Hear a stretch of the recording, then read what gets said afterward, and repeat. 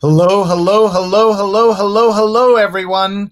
Welcome to another episode of Sree's daily global COVID-19 show. My name is Sree Sreenivasan, and it's my honor to convene this daily conversation around all things to do with COVID-19. We usually cover three crises on the show: the economic crisis, the health crisis, and the racial inequality crisis. Today, we are going to be talking about another aspect of COVID-19, how social media is being used. It affects all three of those crises.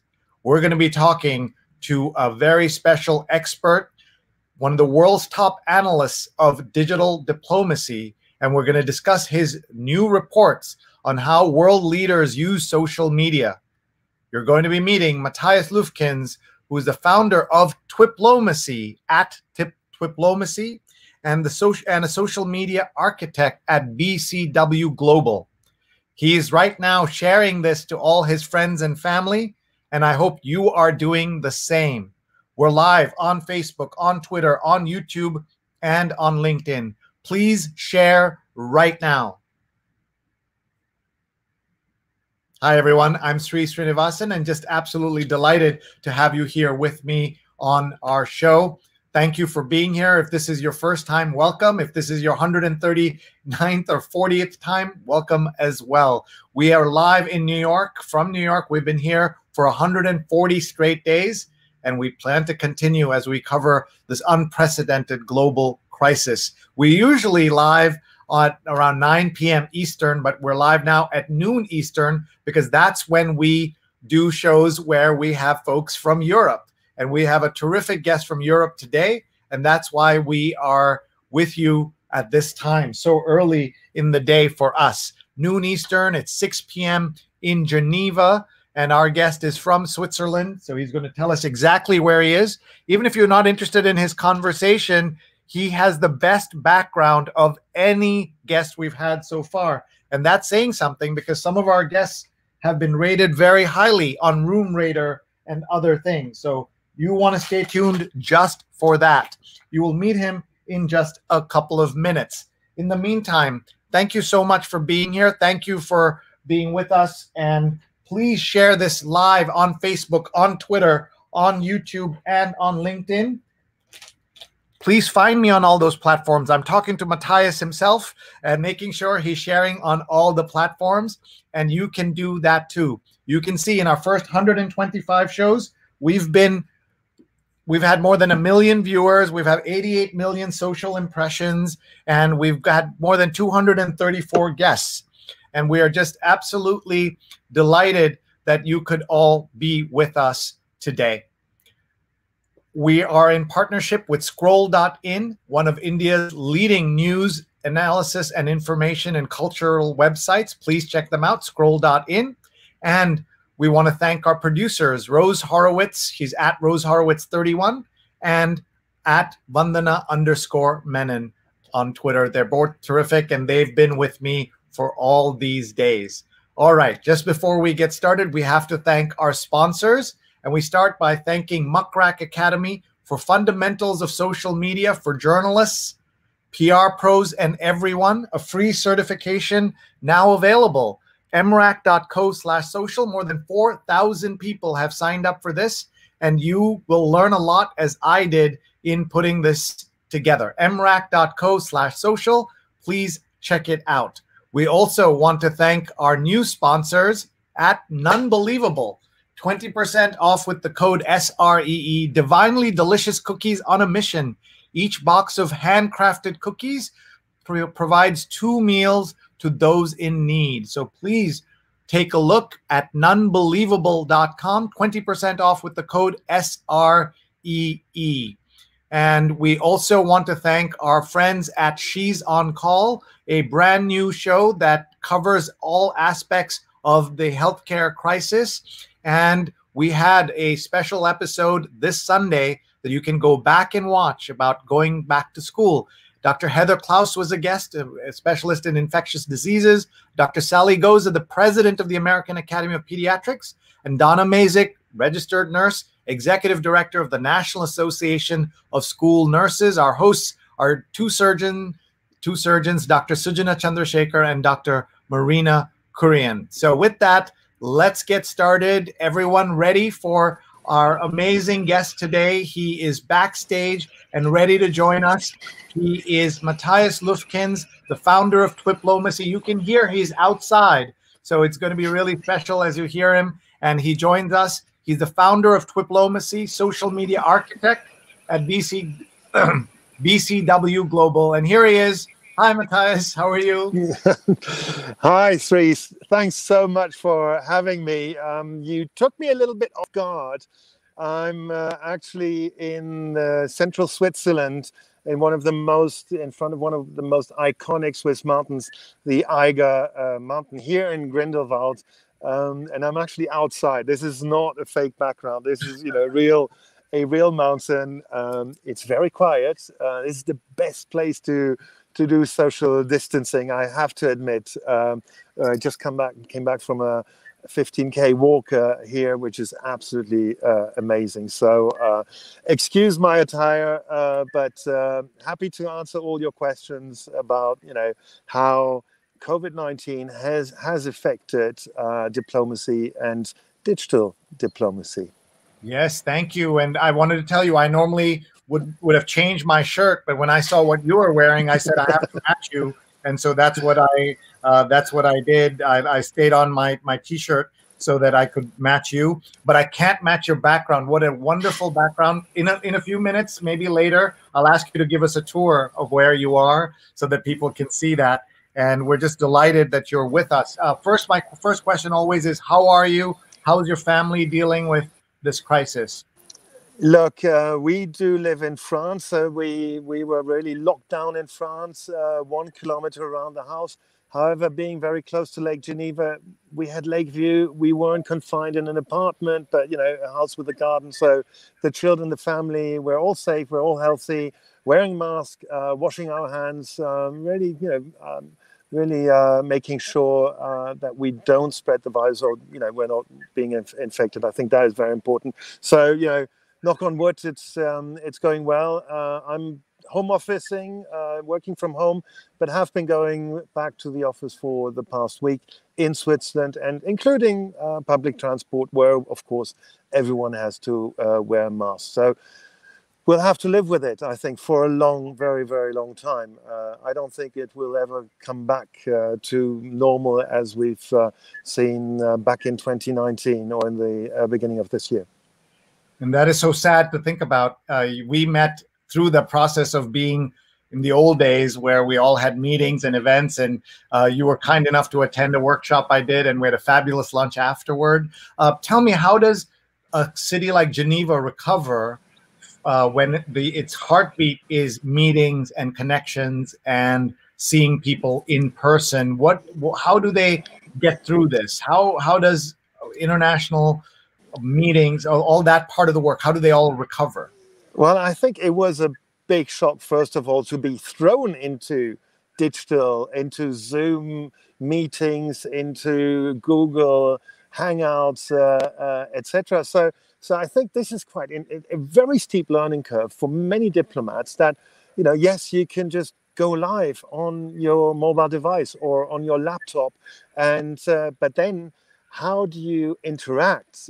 Many of them, you've probably seen this with your guests, many of them stare at the screen, look at themselves, rather than looking at the camera when they're speaking. And the same also when they're working from a laptop. Most of them are looking down from above, they're looking down on their audience. So those were the teething problems. But I think now everybody is kind of used to, the procedures of digital calls, who speaks first, who speaks second. You cannot just interrupt without raising your hand, and that's a click away. So I think people are learning that. Will it ever get back to normal? I don't think so. The UN General Assembly, which is scheduled to be happening in September, at the end of September, in the big UN Assembly Hall, there will only be one representative per country, where normally you have 5, 6, 10 people huddling around. So it will be a very low-key in-person affair, but a very big digital event, because every single leader has been invited to send his or her 15-minute video. And I find this quite interesting. What do you say in 15 minutes? Normally these speeches, they've been going on for the whole week. But what can you do on social media or digital? How can you make this really interesting and riveting so, A, that people will watch you and listen to you, and also that they will share your video? I think one tip is, don't make it 15 minutes. So, but, that's the new reality. There is, this hybrid model of in-person meetings with, the digital component. But the digital component is just the new normal. For a client, I have to do a workshop in September with people in London, Frankfurt, Milan, Zurich, and Geneva. That's the new normal. Nothing, that's the way we have to deal with it. Okay, we will miss the lunch afterwards. Those personal interactions that you have after the meetings. But I am convinced we can actually get much more work done. And that's what I hear from lots and lots of people. We're much more focused in digital meetings, in video conferences. I think the key is they shouldn't be too long, right? When they're too long, it becomes a problem for everybody. So we have to adjust. So what is your tip? You said don't send 15-minute videos. How long should the videos be that the digital leader or the leader send in? How long should they be? Well, I've been thinking about that. Just think about it. Let me ask you a question. Which is the key UN speech that you remember? Oh, there were obviously the ones that are, well, the most famous one is the one by Khrushchev, right? Exactly. So as people of a certain age, like you and me, we probably remember Khrushchev, although I tried to find a video of it. I don't think there is any. But then you have Khrushchev, the Cuban leader, Fidel Castro, spoke for hours. And the latest one was a couple of years ago, Benjamin Netanyahu, because he had a prop. He did show, the how close Iran was getting to having nuclear material. So basically, this year, every one of these leaders has a chance to do what I would call a Queen's speech, something that sums up the year, that outlines your plan for the year that Queen Elizabeth has been doing for, the past half century, every year on Christmas. Now, how to make that impact and that video. So it's very much a personal presentation with video, with props, with clips from other events. And I think we'll probably see a couple of world leaders do this and try this. I just remember the president of El Salvador last year, who was basically taking a selfie before beginning his speech at the UN, claiming, rightly so, that his selfie would get a bigger audience than his speech at the UN. So I think it should be short and shareable. And if I say short and shareable, then you'd have to go probably, a minute, because that's the most you can do on Instagram, unless you go to Instagram stories, so you can do a bit more. But, it's basically 140 seconds, 2 minutes 20 on Twitter. Well, thank you so much. I want everybody to share this right now with your friends and family. I know Matthias has already shared it on Facebook, on Twitter, on YouTube, and on LinkedIn. We're live on all the platforms, and we are talking about Twitter diplomacy and trying to understand how world leaders use this. So I thought I would share with everyone the time we met and this tweet that I did. It was almost 2 years, just a little over 2 years ago, June 30th. It's now July 30th. And so 2 years and 1 month ago, I said, this man DMs with more presidents, prime ministers, and foreign ministers than anyone in the world. Meet at Lufkins, creator of @Diplomacy and expert on digital diplomacy, social media architect at BNM, founder of In Your Pocket. So this was all 2 years ago. So you'll give us an update on all the new things you're doing. But I wanted everyone to see the smiling, happy person you see now is the person I met 2 years ago. And one of the things I noticed, if you see him, he has an iPhone in his pocket, which he's using right now to come live to us, but look down on his wrist. So I was really curious about that particular watch that he had. So I said, how does Lufkins do it all? The secret, hold on, let's hear. The secret may be his watch. It's not a watch, actually. It just looks like one. It's a blank, a fake, a facsimile. The time is whatever you want it to be, he says. And what I thought was, you know how the iPhone, Apple Watch, it's blank when it's down. So I thought that's what it was, but it was a blank watch that he had. So this conveys his personality and his engagement style, which is fantastic. So let's talk a little bit. First of all, do you still have that watch? And I do, but I'm sorry, I'm not wearing it today. I love it. I love this watch. Yeah, so because it's a dud. And what time is it? Well, what time do you want it to be? So that was one of my worries, that maybe we won't be able to meet on time because you may decide it's whatever time you want it to be. So let's talk a little bit about your updated bio. You can see here there's new things on it, lots of things on it. So walk us through your background and tell your story through your Twitter bio, and then we will also take questions. We have people watching from around the world. Please tell us where you're watching from, and also ask him questions about world leaders. Who's doing social media well? Who's doing it badly? This is your chance to talk to Matthias and to ask him those questions. So go ahead, please. So, well, I put it in my Twitter bio. I'm a trained journalist. I was with the French news agency, Agence France Presse, and then I worked in the Baltic states as a correspondent for the French newspaper Libération and the UK Daily Telegraph. Then I went to Euronews Television, which is based in Lyon, and from there I went over to the other side and started to work for the World Economic Forum to do media relations, basically, and I put the World Economic Forum on social media back in 2006, starting with YouTube, and then Twitter in 2007 and Facebook. Really proud of how the forum has evolved on social media, has become a mastodon, one of the best international organizations to follow.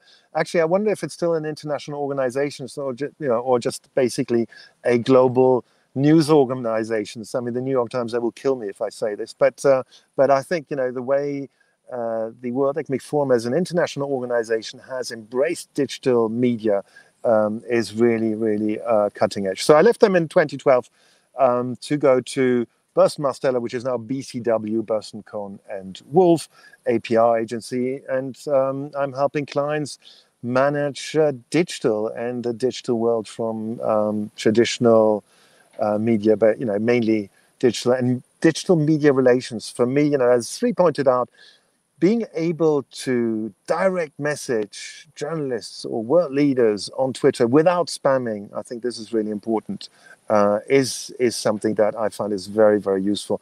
Making these connections, and social media allows us to make these connections, be it on Twitter, on Instagram, or on TikTok. There are all these different channels, and we can talk to anyone who's out there. And this is what we do at Diplomacy. We're really kind of well connected with world leaders, have created DM groups and private Facebook groups, and also private LinkedIn groups. So it's just a great way to connect, and not simply just to broadcast. Obviously, these channels are all to broadcast, you share your tweets and your videos, but it's really kind of making these connections, which I find very, very interesting. And Sree is one of the best persons to make connections. If you ever see him live, go and see him live. His workshops are absolutely amazing. So over to you, Sree. Do you have any questions? I see there are a couple of them in the chat, I think. Yeah. So first thing we're going to do is we're just going to say hello to everybody who's watching from around the world, so that they can say hello. And I'll ask you any memories of the cities that we talk about. So first, Jonathan Borstein has watched for 140 straight days that we've been on lockdown. He's watched. Tell us your favorite memories of New York. Go ahead, Matthias, can you hear me? Yes, sorry. My favorite memories of New York. Yes. Oh, I think it was 4 o'clock in the morning, Washington Square. Basically, I had a great time in New York, loved it. But I haven't been there. I've only been back twice. So that was back in the 80s. I lived a year in the States. In Denver. And you haven't been back? You don't come often? I didn't realize that. I don't come as often as I would love to. I really don't. No, and then I remember I went to a great restaurant. I think it was, correct me if I'm wrong, a Stanton Social. Does that still exist? Yeah. Our friend Jonathan can tell us. So you have to make a trip here so we could see you. Doug says hello from the redwood trees in the San Francisco area. Thanks for doing this program. Doug is a great friend. He's been on the show multiple times, and you've been to San Francisco. I have been to San Francisco, yes, and I love it. Okay, so you'll have to read this out loud because my French is non-existent. This is our friend Stephen Kaplan. Bonjour Mathias, Sree et tout le monde, mes meilleurs vœux. I was just greetings from Stephen Kaplan saying hello to Matthias and Sree and everyone else watching. So all the best, he says. That's awesome. And Vandana Menon says, wow, the background is really stunning. So we will get a full view. That is the view of the Eiger, if you've just joined us. Exactly. Mount Eiger in Switzerland. The problem is, the Eiger is in the cloud. So, it wasn't the best day to go walking today. but still an amazing place in Switzerland. I've never been to this place here, Grindelwald, but this is it just blew my mind. It's absolutely beautiful. Where are you from originally? Originally, I'm from Germany, from Krefeld near Düsseldorf, Cologne in the Rhineland. But then I left after high school. I went to France and never came back. Then I studied in France, became a journalist, and today I'm still living in France, but close to Geneva and commuting into Geneva. That's right. I know that people who live in Geneva go shopping in France, and you can do that back and forth as well. Yeah. So I can do the reverse also. Yep, absolutely. Meat is so much cheaper in France, so the Swiss come over to buy meat in France. Stefan says, now that is a background that no COVID call guest will be able to top, not even my fish tank. Some people will think it's fake, so we have to show them in a little while. We will turn the camera. People can see that it is real. And Elion says hello. And Rose Horowitz is one of our other producers. She's live tweeting at Rose Horowitz 31, and she has a wonderful movement, Matthias, that you should know about called #WomenToFollow. And she's always highlighting women in various fields. So I'm sure there'll be a good collaboration between diplomacy and Women to Follow. And Eloyin also has Diplomacia Digital RD.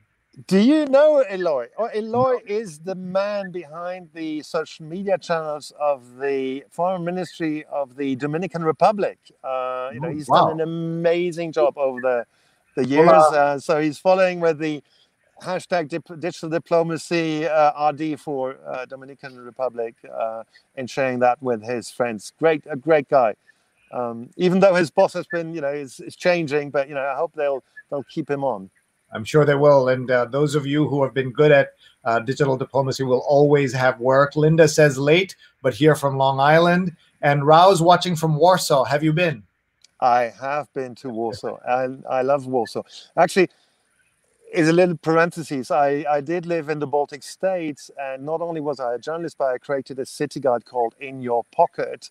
Yes. And there's Vilnius in your pocket, Riga in your pocket, Tallinn in your pocket, but also Warsaw in your pocket and Krakow in your pocket. City guides which are doing, it's still going. A little bit of a problem with COVID, of course. If restaurants have to close and you don't have much travel, but they're getting back into the game. So really sharing the good tips, what to see, what to do in those cities. So that is interesting how COVID has affected travel and also city guides. But we had been already online, so they'll be back online. They are online already, so it's not only the print guides, but really online. So you can find them all on inyourpocket.com. But that was just a little bracket. Yeah, no, that's awesome. Folks, after we do this world tour of people saying hello, we're then going to get into the meat of this. We're going to go to Twiplomacy, and he's going to show us his new studies on how world leaders are using Twitter and Facebook during coronavirus. So you don't want to miss this. In fact, please share with any friends who are interested in world affairs. Please tag them. Please share it with them right now, and we'll look at that in just a couple of minutes. So by the time you tag your friends and they join us, they'll be able to see this. There's also recorded on all these platforms, so they'll be live as soon as we're done. You can watch as well. Let's see, our friend Roy's watching in Bangkok. We have another guest in California. And diplomacy is a fact of life in this online world, of course, but it's a double-edged sword more than ever, as it often feeds into the toxic environment that's already doing so much more harm to our interconnected world. Any thoughts on how to mitigate these risks?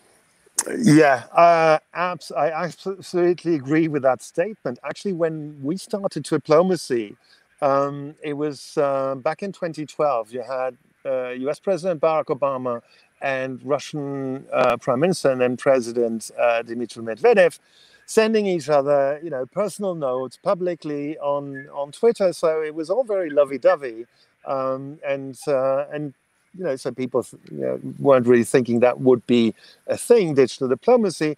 Then came 2014, the invasion of Ukraine. And then I think digital diplomacy turned sour insofar as you then had, Western powers tweeting against Russia and Russia, defending it and using its embassies, to defending its point of view.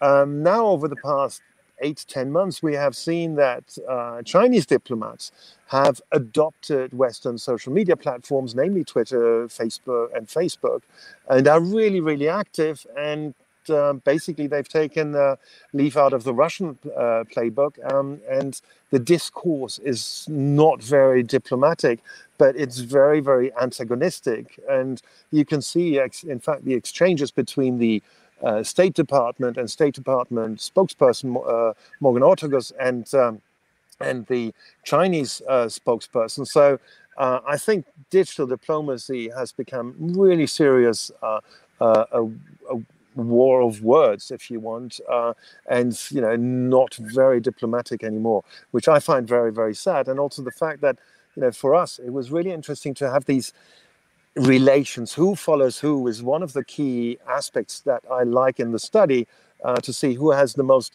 mutual connections. Well, nowadays I think they're all very in silos. US President Donald Trump does not follow any foreign leader. He doesn't even follow any foreigner, but only his own, his hotels and his family. So in a way, kind of the rise of digital diplomacy, with this promise of better understanding between social media users hasn't really materialized. So I do have to say, how do we turn this around? I always say, let's be positive. Let's tweet positive. Don't vent your anger on Twitter, on social media.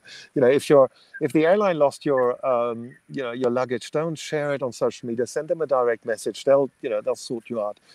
So basically, just be kinder to each other. That's great advice, and something I always recommend as well. Linda says, can you recommend specific foreign press that Americans should be reading these days? Foreign press that Americans should be reading. Well, if you want the European or international point of view, I would strongly recommend the BBC as broadcast and radio, as well as the Guardian, or any of the top tier UK papers. Just for me, it's really difficult, to see how the media in the US has become so polarized. So really look for something outside. The Economist. Sorry, I should mention, of course, the weekly Economist. It just gives you a different point of view, a European point of view, which gives you then this outside view of your own country. I think that's always interesting. I actually do read. I'm more interested in the US media on international affairs because, well, to get that different view. By the way, I just want to say how good the infrastructure in Switzerland is, that you are on a mountain and outdoors, and how quiet and beautiful, and the sound is perfect. So thank you for that. And Rick Botello says, how can we use diplomacy more effectively to usurp the Twitter king? What are your best tips and strategies? I guess he's talking about Donald Trump. So without getting political about it, what do you suggest? Well, listen, in our studies, we always have the ranking. Who has the most followed? Who is the most active?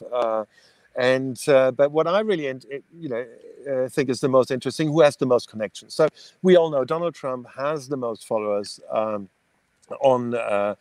Twitter. On Facebook, it is the Indian Prime Minister Narendra Modi. But what we really want to look at is how are they interacting with their audience? How well does do their posts perform? So how many interactions do they get? I have to admit, Donald Trump is doing very, very well. He has an army of supporters who really like and share his posts like no other leader. So I think that's quite interesting. What we've seen during the coronavirus, and this is maybe, it's kind of a different idea. It's not just, who has the most followers and interactions, but how do you engage your audience? I found the Danish and Belgian foreign ministries really interesting because they've created groups on Facebook for their citizens stranded abroad so they could help each other. Basically, in both foreign ministries, the crisis center both were overwhelmed by the number of their citizens who wanted to travel back to their countries. So they've basically created a Facebook groups. One is curated, the other isn't, where Danes and Belgians could share tips if they were stranded somewhere in the world. So I think this is one of the examples that I wanted to highlight from what we learned, how COVID has changed the way foreign ministries work, because they really could use that. People on the ground would connect with them through social media, and they opened up on social media, creating those groups. So if you're not familiar, you have a page, you can create a group. The group has much more interoperability, gives more people a voice, and really connecting with them. And to have that created those groups, I think those are two great examples to engage and to help. In this case, obviously, your audience. There's two other world leaders who have groups for their election campaigns. That's Benjamin Netanyahu, who has a group of his friends and ambassadors, if you want, his supporters, and the Prime Minister of Jamaica, and that is used then more for political campaigning purposes. But I wanted to highlight this. Those are a couple of examples I like to show, which I find quite interesting. And then in terms of connections, it's actually the Norwegian Foreign Ministry which is currently the best connected, if you want, having the most mutual connections on Twitter with other world leaders and foreign ministries. 147 in second positions. You have the Foreign Office, the Russian Foreign Ministry, and Israel, if I remember well. Basically, the key is here: how can you make connections so that you can then communicate privately on the platform here? In this case, on Twitter. We don't know how much private chatter is going on, but I tell you, when diplomacy sends direct messages to world leaders, many of them reply. Some of them don't, but those who follow us in general do reply. One of the things that you may remember from my workshop that we did in Geneva at the Grand Palace, which was amazing, at the UN headquarters, was we said that what's common sense in real life is common sense in social media, and who you are isn't changed by social. Social just amplifies who you are. And the thing that we saw, for example, you said Donald Trump doesn't follow anybody, is only connected to his companies, doesn't follow foreigners. All of them is who he is in real life, right? He's, at least, give him credit, he's not pretending to be otherwise. This is what, when anybody says something about Donald Trump, I always say, he's told you what he's going to do, and he did it. May have been worse than you thought, but he told you. So and Norway, on the other hand, as you know, is very much a very active diplomatic country. They do a lot of foreign aid. They participate in the world. So I'm not surprised to hear they're one of the best connected, because that's who Norway is in real life. Does that make sense? It does. I mean, it's simplification, but you're hitting the nail on the head. It's and then the other thing is we're looking at heads of state and governments, but there are so many diplomats, ambassadors who embrace digital media now, and at their level, they don't have millions or hundreds, thousands of followers. They have a couple of thousand followers. It doesn't matter.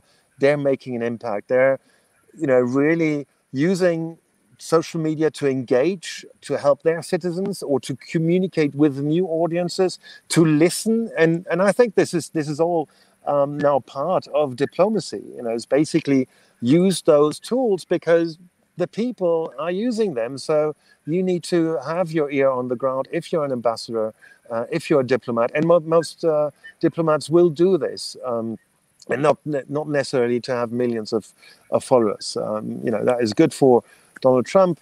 Anyway, he uses his account more as a campaign account, really, than a presidential account. And the POTUS account, which was created to be the official account of the position, unfortunately, just simply retweets his tweets, which is a bit sad. So, but anyway, But there's another example. He uses his presidency as a campaign. So you may remember Al Gore got in trouble when he was vice president because he made one phone call out. There are all these rules and he didn't follow, and then the press covered it nonstop for a couple of years. And now this president is one of the ways. A good lesson for anybody who is doing crisis management is have too many crises, and then you'll be okay. The problem is most people do just one crisis at a time and they suffer. So the Donald Trump solution is to do 1,000 crises and all will be equal and nobody will pay attention. It's kind of brilliant how he uses all of these tools. I mean, so basically, we have to find these leaders who are different, who are engaging. And I'll give you one. Of course, we all know her. She should actually come on your show one day. It's Jacinda Ardern, the Prime Minister of New Zealand. Follow her. She's not very good on Twitter, but follow her on LinkedIn and especially on Facebook, because she will, after they're broadcasting live her official press conference, but then in the evening, after having fed her 1-year-old, she will actually whip out her mobile device and go live and just summarize, what the government has done and what is planned for the next week. It is so refreshing to be able to listen to someone just, explaining politics, just from me to you. So if ever you can, watch some of her lives, I think she is a brilliant leader, and she has brought the country through the COVID-19 crisis with very strict measures, but always explaining how she did it. And I think she, absolutely an example to follow. I wish more leaders would, have the courage to go live, and just chat and interact with their followers. Obviously, once you have 100,000, 1 million followers, and if you have a divisive character, you do have a lot of detractors who will then also, be active on your social media accounts with criticism. But I think,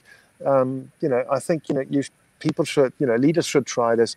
On Twitter, they could, for example, do Twitter chats, which is a very safe way to get into this two-way conversation. The Israeli Twitter account, which is run by the Foreign Ministry, did 2 Ask Me Anything sessions during the COVID lockdown, deciding, we're bored, you're bored, why don't you just ask us some question? And those sessions were absolutely interesting and fun to watch. But did they evolve into Israel-Palestine stuff also? Yes, they did. I mean, they answered in a really interesting, cheeky way. Somebody says, "Why can't you get along with Palestinians?" To which the social media manager replied, "Why can't Palestinians get along with Israelis?" So, it's very, very hard to discuss this in a Twitter chat, the Israeli-Palestinian conflict. But the fact just to share other cultural items, such as recipes of, cuisine recipes and so on, talking about other things, I think it just shows there is a human behind the official Twitter account. And, just engaging, I think, will go a long way to solve stereotypes and to get rid of stereotypes. You're so right. We have about 15 minutes left with Matthias, so we want as many questions to come in as possible. We also want to say you've given us a great assignment to get the Prime Minister of New Zealand on this show. Maybe for our 150th show, we will try, our 200th show. She is also an example of someone who is good in real life and is great on social, because she has led her country through the crisis, and not just this crisis. You remember the shootings crisis. Absolutely. She is who she is in life and on social media, and has done a really good job with that. So let's just look at a couple more comments, and then we'll go into the 2 studies so that we can look at that. Jonathan says The Guardian is very good, and also fond of the Globe and Mail from Canada. And it says here, I like Stanton Social too, but it closed in 2018. It is as a sister restaurant called Randall. And Ashok has invited you to Kerala. Have you been to India? I have not been to India. I'm dying to go. Unfortunately, it hasn't materialized yet, but that is my next destination. Great. Vandana says Modi is the most followed Instagram world leader. Absolutely. And Quizplomacy was one of my main sources for a grad paper I wrote on populist leaders and social media, and she's now one of my producers. So what a small world. Oh, well, great. It's really interesting how many students follow Diplomacy, and how I do see citations in scholarly works. I'm really honored. Seriously, I'm really honored to find the mention of Diplomacy. We've almost been going for a decade now. I started in 2012. I had a couple of blog posts before that talking about digital diplomacy between leaders, and who talks to each other and who follows each other. But now we have over 1,000 Twitter accounts that we're following of world leaders, of heads of state and government, but also foreign ministers. I mean, if you want to have a voice at the table nowadays, you better be on social media, and then choose your channel. If you think, I think for digital diplomacy, Twitter is still the key channel. If you like visual, if you want to reach a younger audience, Instagram. There's great Instagram feed of the German Chancellor Angela Merkel, and it doesn't show handshake pictures. Obviously now during COVID, no more handshakes at all, but even before. So very different perspectives of her work, which I really like. The Instagram channel also of the French president, which is run by his official photographer, and she's an absolutely amazing photographer. So it's really kind of the visual aspect. And then if you want to target a younger audience, TikTok. I think world leaders have the chance now to explore TikTok. Emmanuel Macron did. Why? Because he wants to, reach Generation Z and the millennials, because in 2 years' time he is up for re-election. So same for the Polish president. He just won the elections. He has a TikTok channel, and the other president is the president of Venezuela. So only 3 world leaders so far engaging on TikTok. It's not about is China. Is it safe? I think it's a platform where there is a significant audience, and I think think about how you can reach that audience. And the actually during COVID-19, it's the health ministries which have started using this platform to reach millennials and Generation Z, to really show them these are the things you have to do, wash your hands, in order not to transmit the virus. And I think it's very, very smart to use these emerging social media channels. Great. I just want to show you the front page of the Wall Street Journal today. Look at this headline. First of all, that it's above the fold in the middle of everything going on. Instagram offers cash to lure TikTok stars to rival service. So that's how big this news is. And it's the #1 item on the Wall Street Journal, what is news for business. So that tells you something. The battle for attention, the battle for minds of young people is huge. Linda asks, are you aware of New York Governor Cuomo? How do you rate his leadership through COVID? If you don't, no worries. If you don't, look, I've seen a couple of his press conferences, but because it really concerns New York, and not necessarily where I was. No problem. The French ones.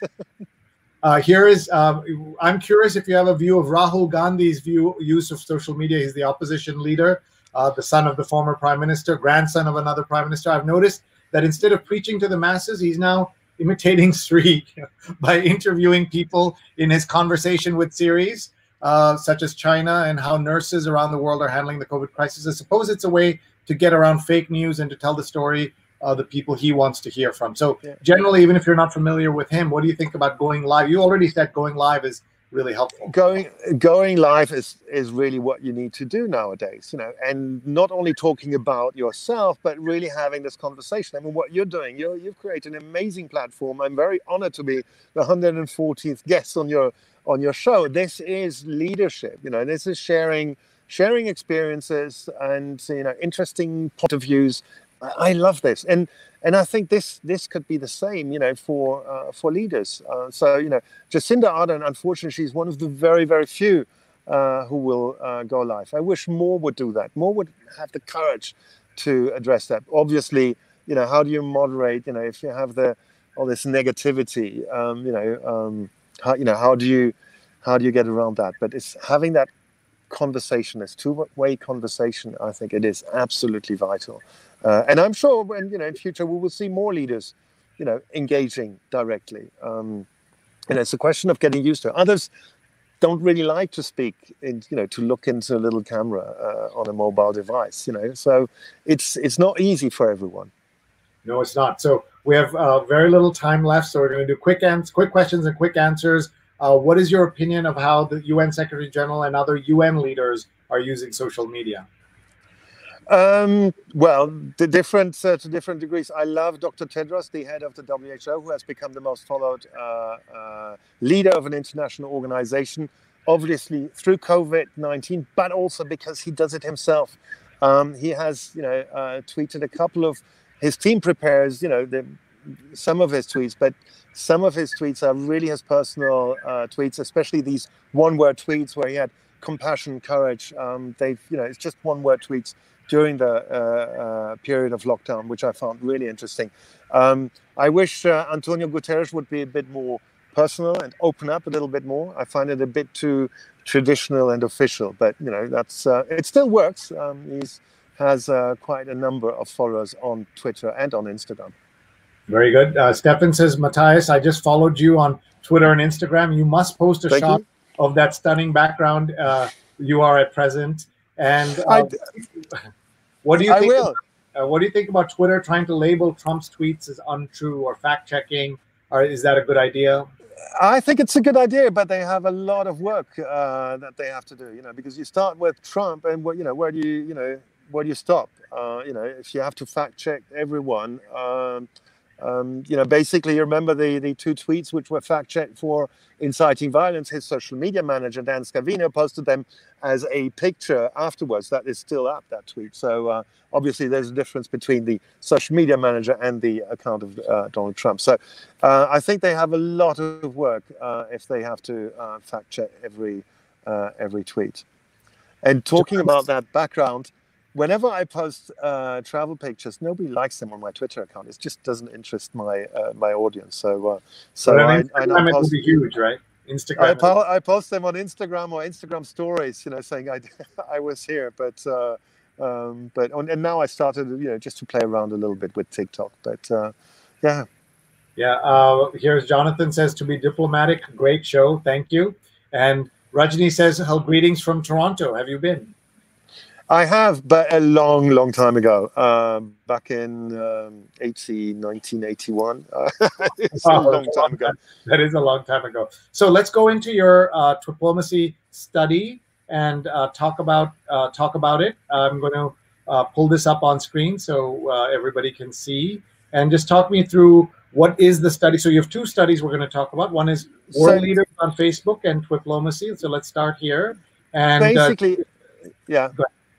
Diplomacy is basically looking at how do world leaders use Twitter and year on year. And we basically have the rankings at the very end. You don't need to scroll down. It's really difficult to read. But obviously this year, what is most interesting is how did world leaders tweet about coronavirus? Because it became the most tweeted hashtag starting in March when all world leaders, governments focused on that. And it's basically a timeline on how they have used social media and Twitter here to warn about infection of the virus, but also to encourage the healthcare workers with, using emojis, going out and on the balcony and clapping, and even, the Prime Minister, UK Prime Minister Boris Johnson, he clapped, and his clapping was quite interesting because he had just been discharged from hospital, having been a victim of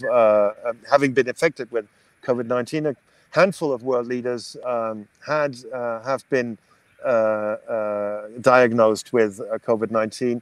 Most of them, all of them have survived. And then how have they shown leadership? Wearing masks. Very early on, the president of El Salvador changed his profile picture. Even the First Lady, Melania Trump, wore a mask while her husband, Donald Trump, refused to be photographed with one until only in the middle of July when he visited Walter Reed. So this is kind of interesting. And by the way, that was, as you know, a contrived visit so they could have an excuse to have him wear a mask. It wasn't something natural, and that tells you something. And even now, he's posting, retweeting people saying masks don't work. So we have to acknowledge that. But really interesting, in Africa, African leader, South African President Cyril Ramaphosa, really kind of showing the example how to wear a mask. And he actually had a life and had some trouble putting it on, but he took it in stride the next day, saying, "Look, guys, next time I'll do a show on show you how to wear a mask."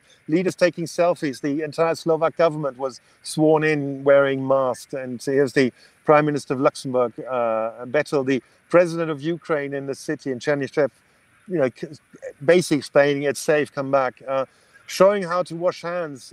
And this is interesting. The Premier of Canada, hey kids, Trudeau, he's a trained teacher, and he basically offered, if parents are stuck with homework at home during lockdown, why don't you ask, tweet your questions with hashtag Canada Homework Help, and he would help. Actually, it's not him. He then found that out to his ministers, to get them to help. The Prime Minister of Andorra reaching out to children and explaining in Spanish, children, we have a secret weapon against the coronavirus, and that means stay at home. So really kind of world leaders have become really personal on the platform. I like that. And even showing, how the president of Albania mows his lawn. And then if you scroll further down, of course, how did they deal with these? Oh, one great example I must not mention. This is the Foreign Minister of St. Kitts and Nevis, Mark Brantley. He basically started a coronavirus cooking course, and absolutely brilliant. Just to, with the hashtag men can cook too. And then if you scroll down, one of the follow-up videos was him working out because obviously he had eaten too much. Great way to be really personal. I think through social media during the lockdown, we were much closer to our leaders than ever before. The Austrian president, they're showing how to ditch the handshake and do social distancing. The same here, the first meetings. Then how do we do social distancing? The picture of the Pope there, I think, very strong. He was all alone celebrating in St. Peter's Square, albeit. So it's kind of this is what we did, kind of to look at how world leaders used Twitter and how they then used these social media to have their bilateral summits.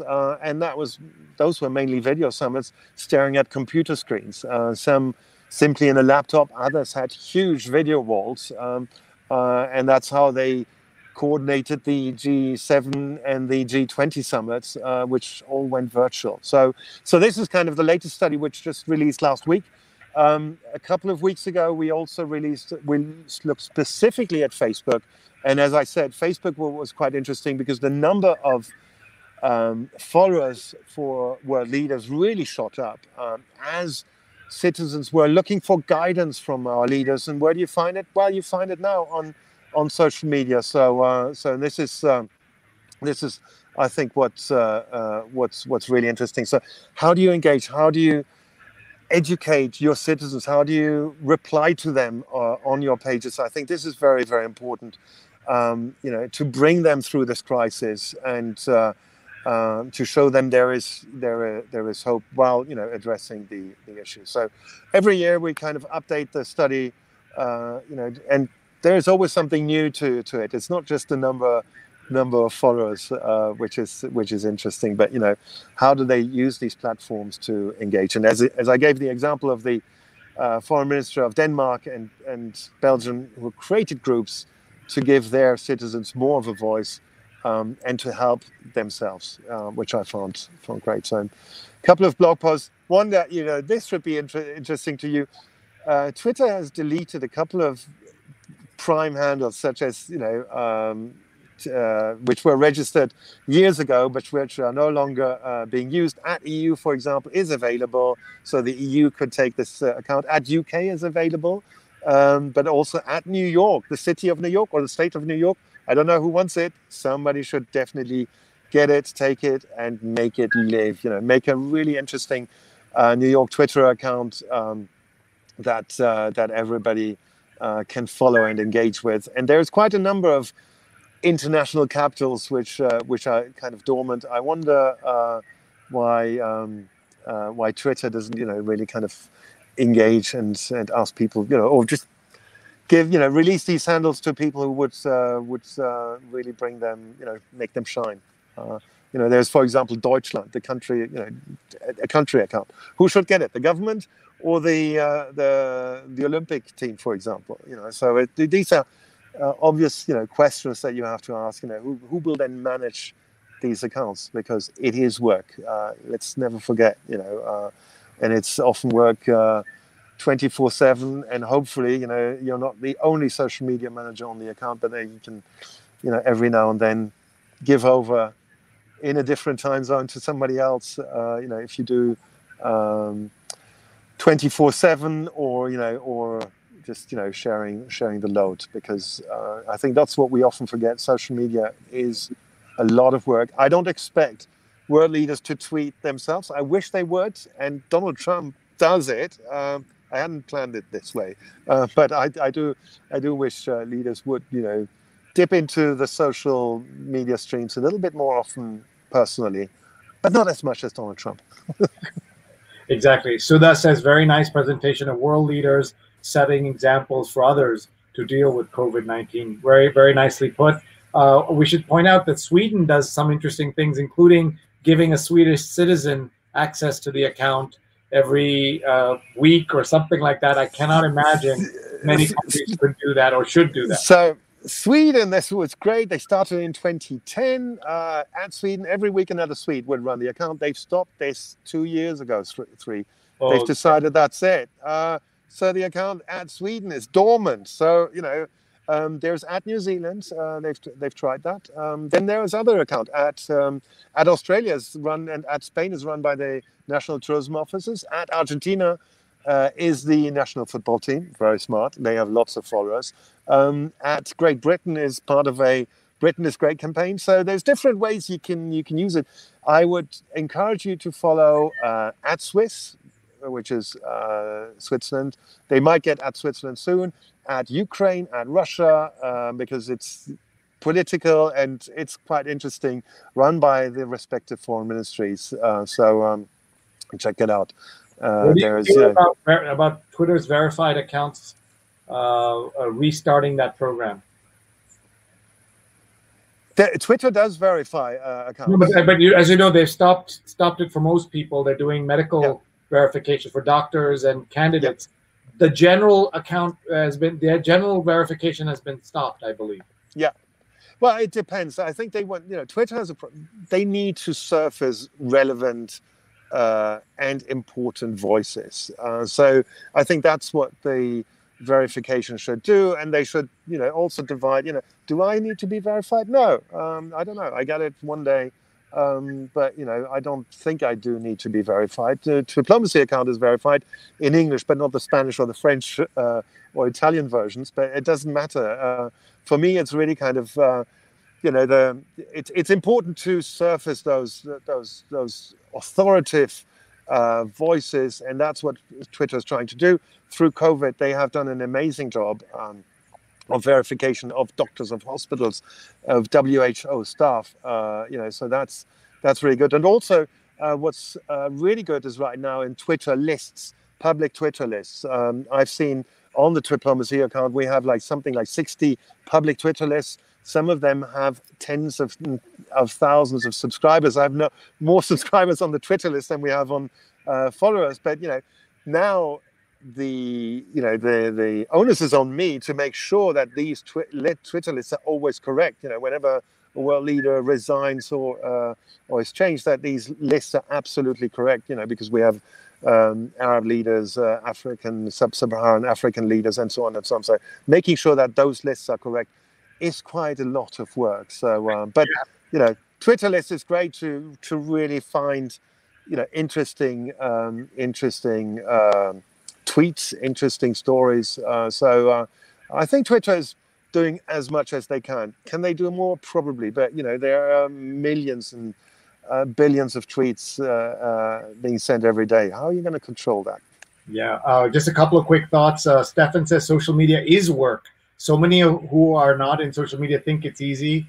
I work in social media and always try to make it shine. Marie France says, stumbled on your talk out of curiosity and have remained glued for the past hour. Thank you for all. Isn't that beautiful? I think that's absolutely special. Linda says, need to sign off. This has been extremely interesting. Thank you. And those are, thanks, Linda. If you've tuned in today, we are live every single day. Not all our guests are as good as Matthias. But this is the best show we have ever done, obviously. But and we will. I don't believe you. But please just check us out. Please connect with me on Twitter. Please connect with Matthias on his Twitter account, as you can see, and please follow @Diplomacy. So one question: how does Diplomacy pay for itself? You have clients who work with you. Can a world leader hire Diplomacy to learn how to do this better? I would love to give a private course. I've done some work, some paid work, going beyond what we've done publicly for some institutional clients, but it's mainly really a public resource, but happy to help anyone, any foreign ministry or any leader who wants a crash course or more, deep dive on how to stand out and how to make an impact and how to change the world through social media.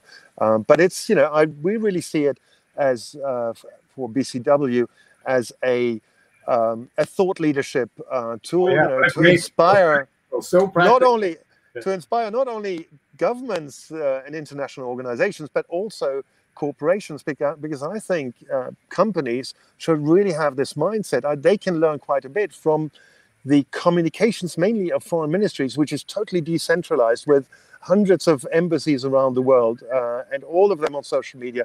How do you streamline that? It is almost impossible to control. So I think this is quite interesting what corporations could learn from governments and foreign ministries.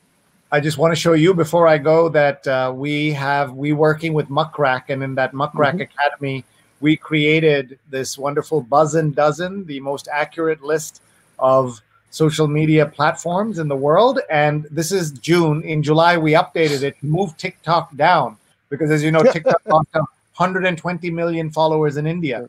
And that became a big crisis for them. And today on the Hill, there's a lot of worry that they could ban TikTok in America because of the Chinese-U.S. tensions. And the CEO of the U.S. TikTok has written a blog post or an op-ed criticizing these other companies, including Facebook, for what is happening here. But we have to let you go and enjoy your mountains. Can you just show us? I will just and show you. And you must come back, guys. You must come back to come. And when we do another report, you must join us again, please. I will definitely do. Thanks so much for having me. Yeah, so tell us where we are. Tell us where we are. What are we looking at? Sign off with this view. We're above Grindelwald, which is in central Switzerland, in the Bernese Oberland. And here you have the Eiger mountain in the clouds. The Eiger peak is part of a 3-peak triumvirate. It's Eiger, Mönch and Jungfrau, probably the most iconic Swiss mountains. For Swiss citizens, more iconic than the Matterhorn. And then here the view of Grindelwald, not the best here, but very, very quiet here, where I, on this quiet Can we see way. a little bit more of the mountain? Can you just show us? Yep. Oh, wow. Look at that. Beautiful. Look at that. Can you see that? Fantastic. Yeah. Well, there's the Grindelwald Glacier. They're receding, unfortunately, on your left. Yes. Can you see it? So yes, this is not, this is in real life. We're outside. Luckily, the helicopter didn't come through here before they did. So we're so jealous of, we have seen the failure of leadership in America. That's why we're still locked down. That's why we're still leading the world. As you know, America has a quarter of the world's COVID deaths, even though we only have 5% of the world's population. That is a failure of leadership, technology, media, systems, etc., and communications. And you showed us today the value of global, clear, accurate, scientific communications. I'm so grateful to you, Matthias. I look forward to seeing you either in Switzerland or back in New York when you come back. Look, I hope we can host you here in Switzerland and Europe soon, and hope that we're getting out of this situation. But also the Swiss, by the way, Swiss leadership has been absolutely amazing on social media. The Minister of Interior has done an amazing job here. Anyway, thank you so much for having me. Bye, everyone. Bye. Is that awesome? That is Matthias Lufkins. He did a fantastic job with us today. Please find him on Twitter. Please follow him. Please follow Twiplomacy. There you see his Twitter handle. There you see Twiplomacy's Twitter handle. Follow him. Tweet at him. Talk to him. We're going to be live. Recorded. The recording will start right now. But take this opportunity, please, to tag a friend. Tell someone to watch and follow this show, this episode, so they can see what we have discussed. And we have some terrific episodes coming up in the next few days, including we have an episode about fighting hate during COVID with Oren Siegel, the Vice President of the Center on Extremism, with my friend and colleague Jennifer Lazarus. She'll be with us. We also have an episode with Mayor Sean Strubb, AIDS activist and mayor of Milford, Pennsylvania, and author of Body Counts, a memoir of politics, sex, AIDS, and survival, the founder of Pause magazine. And in 1990, he became the first openly HIV-positive candidate to run for federal office. And we'll be joined by Jonathan Borstein, who has helped put all of this together. And we will have other great shows as well. So please tune in. Please follow me at Twitter. And all my archives, 140+ episodes, are available on Sree.net. On youtube.com/Sreenet. youtube.com/Sreenet. Please follow me on Twitter at Sree, and everything else is Sreenet, basically. And we want to thank our sponsors. We are running out of time. I have to go to a Zoom call. So we want to thank Muckrack Academy, Fundamentals of Social Media, free certification now available, mrac.co/social. We want to thank our friends at hotstar.com/US, big world premiere movies that are streaming live or streaming with English subtitles. Check out hotstar.com/US. We also want to thank Nunbelievable, divinely delicious cookies on a mission, 20% off with the code SREE, SREE. Please check out nunbelievable.com, 20% off with the code SREE. We're very grateful to all of you for being here, for supporting us, supporting our shows like She's on Call. Sunday, July 26th was the episode you're seeing here, but you can find all their archives on She's on Call on Facebook and Twitter. Remember, my job is not to do this show. My job is as a professor at Stony Brook School of Journalism, the Marshall Loeb Visiting Professor of Digital Innovation, and I'm the co-founder of Digimentors, a social, digital, and virtual events consulting company. Our policy: don't cancel your event without talking to us. Don't turn it virtual without talking to us. We work with companies that are doing projects for 50 people and 100,000 people. So we can help you. I'm sure your conferences, your events fall between those two. So please get in touch, Sree@Sree.net. With that, we want to say thank you to everybody. We usually end the show by my saying their names. but we won't have time today because I'm running between projects. But we will do this again on our next show, so please tune in for that. And thank you very much, everybody. Always looking for your ideas, theme suggestions, guest ideas, self-nominations, welcome, as well as sponsorship ideas, collaboration ideas. Let us know, please. Thanks very much, everybody. We'll see you soon. Bye-bye.